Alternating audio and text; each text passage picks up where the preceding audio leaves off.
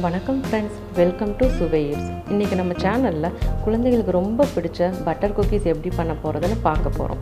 அதுக்கு முன்னாடி நம்ம சேனலை சப்ஸ்கிரைப் பண்ணாமல் இருந்தீங்கன்னா மறக்காமல் சப்ஸ்கிரைப் பண்ணுங்கள். கூடவே அந்த பெல் ஐக்கானையும் கிளிக் பண்ணுங்கள். 1/4 கப் வெண்ணெய் எடுத்துக்கோங்க. அதுலேயே நான் 1/4 கப் நெய் எடுத்திருக்கேன். ரெண்டையும் ஒரு பவுலில் போட்டுடலாம்.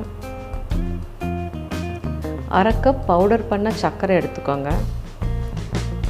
இதை நல்லா மிக்ஸ் பண்ணி விட்டுக்கலாம்.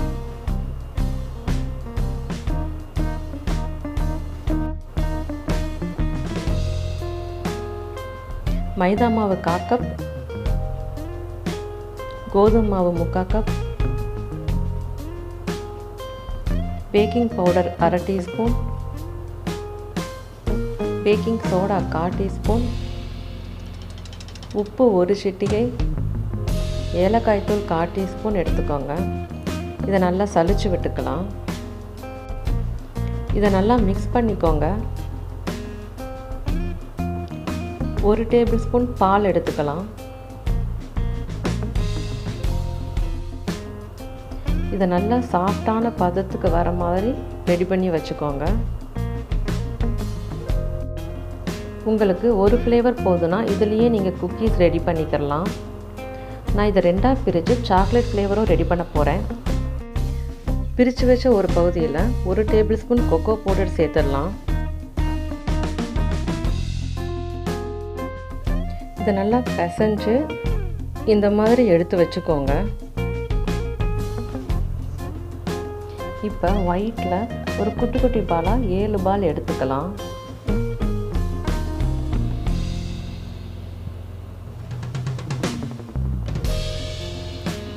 அடுத்து சாக்லேட் ஃப்ளேவர்லையும் ஒரு குட்டி குட்டி பாலாக 7 பால் எடுத்துக்கோங்க.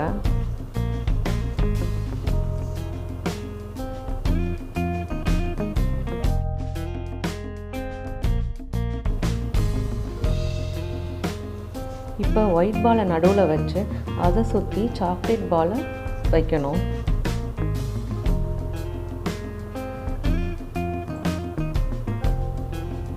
அது மேலே ஒரு குச்சியை வச்சு லைட்டாக ப்ரெஸ் பண்ணி விட்டுக்கோங்க.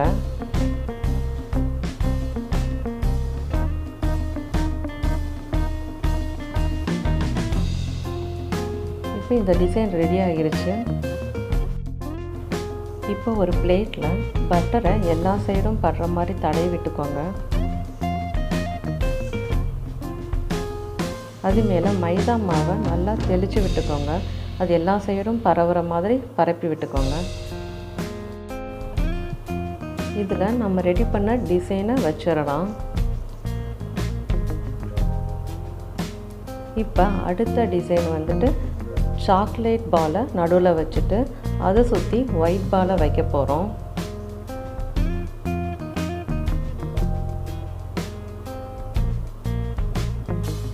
இதில் அதே மாதிரி ஒரு குச்சியை வச்சு லைட்டாக ப்ரெஸ் பண்ணி விட்டுக்கோங்க.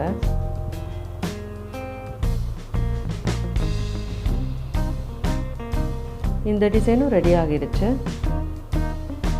இதை அந்த பிளேட்டில் வச்சிடலாம். அடுத்து 2 மாவையும் இதே மாதிரி ரெடி பண்ணி வச்சுக்கோங்க. இப்போ ப்ரௌன் மேலே ஒயிட்டும், ஒயிட் மாவு மேலே ப்ரௌனையும் நம்ம வைக்கணும்.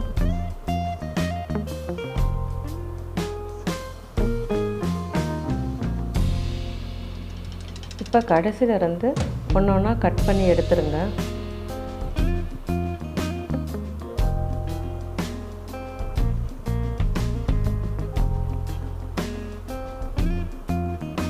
இப்போ இது மேலே குச்சியை வச்சு லைட்டாக ப்ரெஸ் பண்ணி எடுத்துக்கோங்க.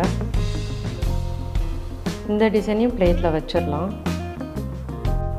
மாவை குட்டியாக பால் மாதிரி உருட்டி எடுத்துக்கோங்க. அதை இந்த மாதிரி ப்ரெஸ் பண்ணிவிட்டு ஃபோர்க்கில் நெய் தடவி லைட்டாக அமுத்தி விட்டுக்கோங்க. இதையும் பிளேட்டில் வச்சிடலாம். அடுத்து சாக்லேட் ஃப்ளேவரையும் இதே மாதிரி ரெடி பண்ணிக்கோங்க.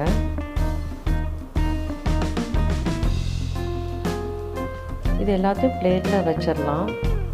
இப்போ குக்கரை ப்ரீஹீட் பண்ணுறதுக்கு உப்பை நல்லா பரப்பி விட்டுக்கோங்க. குக்கரை மூடி 15 நிமிஷம் மீடியம் ஃப்ளேமில் வைங்க.